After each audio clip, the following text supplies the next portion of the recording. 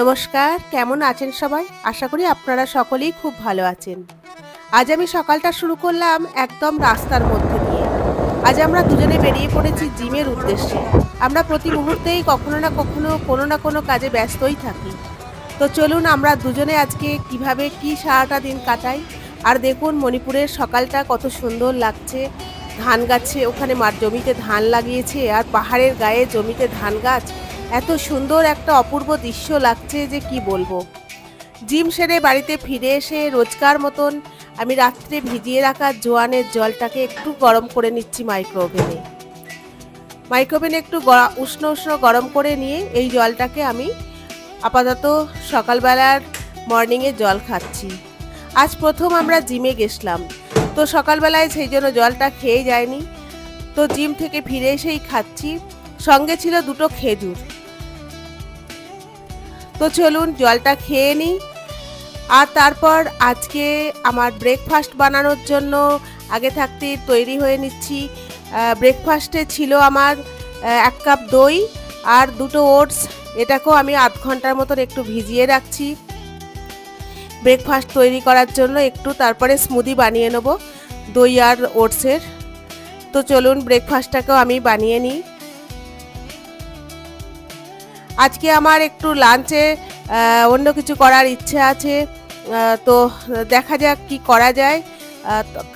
একটু ফ্রিজের মধ্যে মাছও আছে, তাই আপাতত এখন ব্রেকফাস্টটাকে রেডি করি, তারপর রান্নার জন্য ব্যবস্থা করব। তো দুটো খেজুর আর ওটস আর দই দিয়ে দিলাম। এইটুকুনি সময়ের মধ্যে এসেই সঙ্গে সঙ্গে ঘরের কাজও সেরে নিচ্ছি। ছিল কিছু সিঙ্কের মধ্যে কিছুটা বাসন, সেই বাসনগুলো একটু মেজে নিলাম।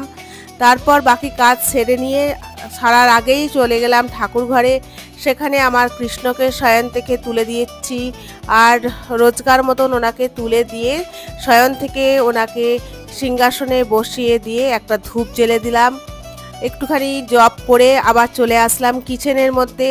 কিচেনে রেডি করছি আজ আমি একটু ইলিশ মাছের পাতুরি বানাবো। ফ্রিজে তো মাছ ছিলই, সেই মাছটাকে একটু আগেই বার করে রেখে গেছিলাম, কারণ ওটা তো বরফ হয়ে গেছে। তো চলুন আমি কলা পাতাগুলোকে রেডি করি। আর কলা পাতায় একটু ইলিশ মাছের পাতুরি বানাবো, তাই একটু ব্যবস্থা করছি। কলা পাতাগুলোকে কেটে একটু ভালোভাবে ওয়াশ করে নিচ্ছি, কারণ বাজার থেকে নিয়ে আসা কলা পাতা এখানে আপাতত এক বান্ডিল কলা পাতার দাম নিয়েছে 20 টাকা, এবং কলা পাতাগুলো খুব ফ্রেশ ছিল। মশলাটাও পিষে নিচ্ছি, 2 চামচ মতন পোস্ত আর একটু কালো সর্ষে আর একটু হলুদ সর্ষে, এই দুটোকে মিশিয়ে নিচ্ছি। মশলাটা করে নিই। চলুন সর্ষেটাও দিয়ে দিচ্ছি, পোস্তটাও তো দিয়ে দিলামই, সর্ষেটাও দিয়ে দিচ্ছি। যতটা পারা যায় তাড়াতাড়ি করে কমপ্লিট করতে হবে, কারণ সময় খুবই কম। 9টার মধ্যে আমাকে আবার অফিসে বেরোতে হবে। তো মশলাটা পিষে ভালোভাবে একটু প্রথমে ড্রাই অবস্থাতেই মিক্সিটাকে ঘুরিয়ে নিলাম, তাহলে কি হয় পোস্তটা আর সর্ষেটা একটু ভালোভাবে গুঁড়ো হয়ে যায়। তারপর একটু কাঁচা লঙ্কা আর একটু জল দিয়ে একটু মিক্সারটা বানিয়ে নিচ্ছি। তারপর কলা পাতাগুলোকে একটু আমি গ্যাস জ্বালিয়ে একটু পুড়িয়ে নিচ্ছি, জামটাও চলে যাবে আর কলা পাতাগুলো একটু নরম হয়ে যাবে। তাতে করে কি হবে, একটু ভালোভাবে ওটাকে প্যাক করার সুবিধে হবে মাছটাকে দিয়ে। তো মাছটাকেও আমি আগেই ধুয়ে একটু রেডি করে রেখে দিয়েছিলাম। বরফটা যেটুকুনি ছিল সেটা গলেই গেছিলো। তো মাছটার মধ্যে একটু ডিম ছিল এবং খুব ফ্রেশ মাছ ছিল। জানেন, মণিপুরে এত সুন্দর একটা ইলিশ মাছ পাওয়া যাবে এটা তো ভাবাই যায় না। দামটা তো বেশি হবেই, এখানে তো এমনি সব সবজিরই দাম বেশি, তাই মাছটার দাম বেশি হবে, এটা তো আর কোনো কথা নয়। মশলাটাও দেখুন কত সুন্দর পেশা হয়ে গেছে। তো মশলাটাকেও আমি হাতের করে মাখাবো, তার আগে একটু চামচে করে ওটাকে বার করে নিচ্ছি সর্ষে পোস্তটাকে। আর খুব সুন্দর মিহিভাবে বাটা হয়েছে। আমি বাটার সময় একটু নুন দিয়ে দিয়েছিলাম যাতে সর্ষেটার মধ্যে তেতো ভাবটা না থাকে। তো চলুন মশলাটাও আমি মাখিয়ে নিই। একটু 15-20 মিনিট মতন মাখিয়ে রেখে দেবো মশলাটাকে। দিয়ে দিলাম 4টে কাঁচা লঙ্কা চেরা, আর একটু সর্ষের তেলও একটু দিয়ে দিলাম। দিয়ে ভালোভাবে ম্যারিনেট করে নেবো। একটু সর্ষের তেলটা একটু বেশি করেই দিয়েছি, যাতে করে একটু তেলের ঝাঁঝটা লাগে। ইলিশ মাছেই মানেই হচ্ছে একটু সর্ষের তেল একটু ভালোভাবে দিলে খুব সুন্দর লাগে তার ঝাঁঝটা। একটু নুন দিয়ে দিলাম, আর মাছের ডিমটা ছিল ওর মধ্যেও একটু নুন দিয়ে দিলাম, আর একটু সামান্য হলুদও দিয়ে দিলাম। সামান্য একটু হলুদ দিয়ে মাছটাকে একটু ম্যারিনেট করে নিচ্ছি, হাতে করেই মাখিয়ে নিচ্ছি। যখন মাখাচ্ছিলাম জানেন, এই যে সর্ষে পোস্তর একটা সেন্ট খুব ভালো লাগছিল, সর্ষে পোস্তর যে একটা গন্ধটা খুব ভালো লাগছিল, এবং সর্ষের তেলও দেওয়া ছিল, ঝাঁঝটাও খুব সুন্দর লাগছিল। ইলিশ মাছের মধ্যে সর্ষে পোস্ত মাখালেই একটা আলাদা স্বাদ অনুভব করা যায়, না রান্না হওয়া অবস্থাতেও স্বাদটা সুন্দরভাবে পাওয়া যায়। বসিয়ে দিলাম তাওয়া গ্যাস জেলে, তাওয়াতে একটু সামান্য তেল বুলিয়ে দিচ্ছি, তাওয়াটার মধ্যে একটু তেল বুলিয়ে দিয়ে তাওয়াটা আগেই গরম হয়ে গেছিলো, একটু তেল ব্রাশ করে দিলাম। তারপরে আমি ভালোভাবে প্যাক করে সুতো দিয়ে বেঁধে রাখা কলা পাতার মধ্যে মাছগুলোকে আমি চাটুতে দিয়ে দিচ্ছি। 4 পিস মাছ ছিল, কারণ আমি আর আমার বান্ধবী দুজনের জন্য। তো আপাতত 4 পিস দিয়ে দেখলাম তাওয়াটার মধ্যে 4 পিস ঠিকভাবে ধরছে না, কারণ কলা পাতাগুলো একটু বড় বড় হয়ে গেছিলো কাটা। তো একটা কমিয়ে রেখে 3 পিস মাছ তাওয়াটার মধ্যে দিয়ে আবার তার কলা পাতার উপরেও একটু সর্ষের তেল দিয়ে দিলাম, ভালোভাবে মাখিয়ে দিলাম সর্ষের তেলটা। সর্ষের তেল মাখিয়ে দিয়ে তারপরে আমি ওটার মধ্যে একটু ঢাকা দিয়ে দিই তাওয়াটার মধ্যে।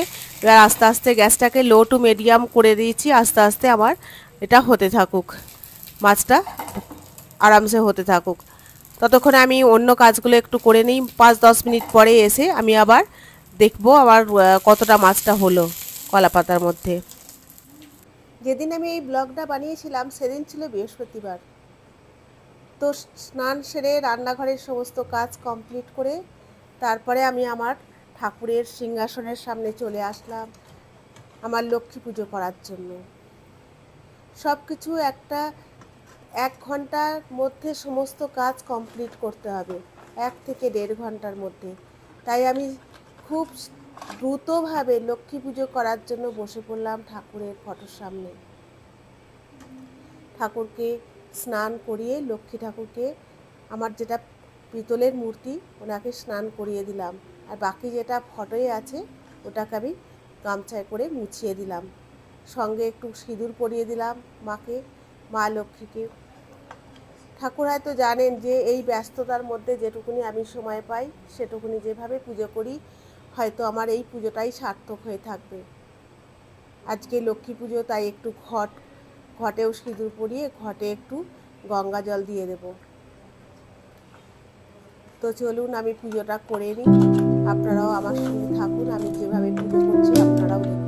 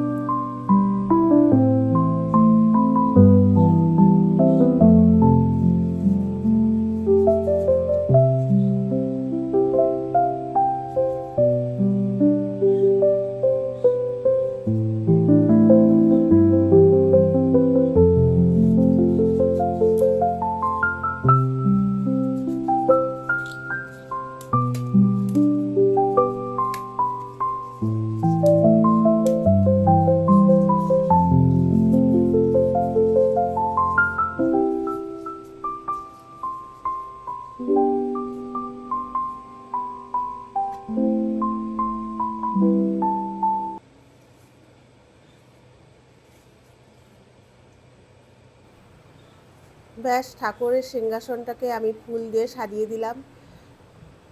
খুব ভালো লাগে এভাবে ফুল দিয়ে ঠাকুরের সিংহাসনকে সাজাতে, আর এইখানেই বসে এতটুকু শান্তি পাওয়া যায়। তো সুন্দরভাবে প্রত্যেকটা ঠাকুরকে আমি ফুল দিয়ে সাজিয়ে দিলাম। আর দেখুন আমার প্রত্যেকটা ঠাকুরের মূর্তিকে কত সুন্দর লাগছে। ভক্তি আর শ্রদ্ধায় আমার সকালটা এইভাবেই কাটে, প্রত্যেকটা দিন আমার এইভাবেই সকালটা কাটে। পুজো শেষ হয়ে গেল, তারপর আমি তৈরি হলাম অফিসের জন্য। অফিসের মুহূর্ত আমি আপনাদের সামনে কখনোই তুলে ধরতে পারবো না, কারণ আমি সেনাবাহিনীতে কর্মরত, আমার কিছু রেস্ট্রিকশান আছে সেই জন্য। তারপর আমি আস্তে আস্তে রেডি হয়ে বেরিয়ে পড়ছি। আর দেখুন কত সুন্দর লাগছে। ফিরে আসলাম ঠিক লাঞ্চের সময়। লাঞ্চে আমার ছিল কিনোয়া আর একটু শাকের সবজি আর ইলিশ মাছের পাতুরি। এত সুন্দর একটা খাবার আর খুব ভালো লাগছিল। আজ তাহলে এই পর্যন্তই। যদি আমার ভিডিওটা ভালো লাগে তাহলে অবশ্যই একটা লাইক করে দেবেন।